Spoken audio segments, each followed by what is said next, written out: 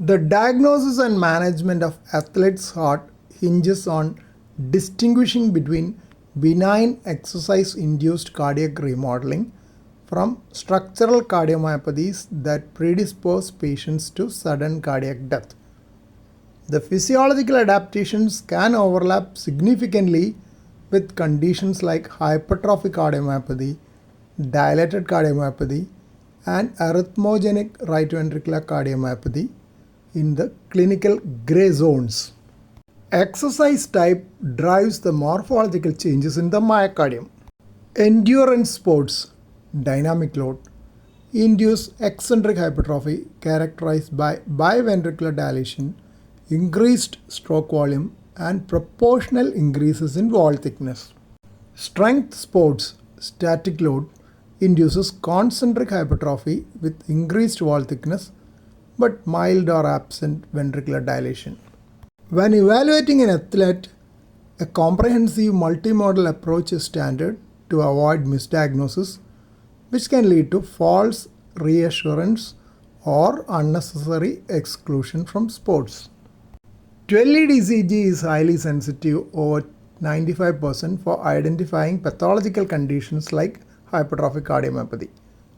The core challenge is differentiating training-related adaptations like sinus bradycardia, high voltage QRS without unusual features, first degree AV blow, from borderline or outright abnormal findings like deep T wave inversions, ST segment depression, pathologic Q waves.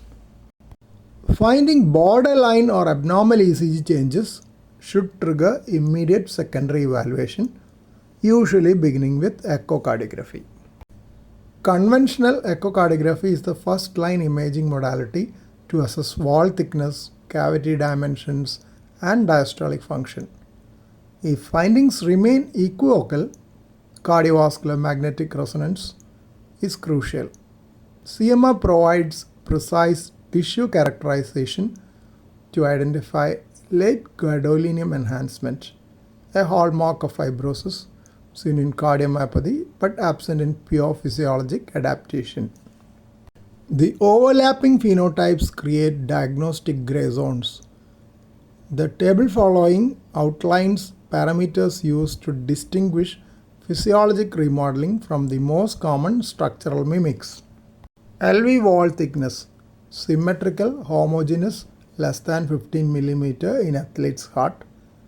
In hypertrophic cardiomyopathy, it is usually asymmetrical, heterogeneous, and more than 15 mm.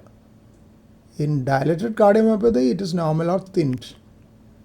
Left ventricular cavity size enlarged more than 55 mm in athlete's heart, small or normal, less than 45 mm in hypertrophic cardiomyopathy, enlarged more than 55 mm in dilated cardiomyopathy.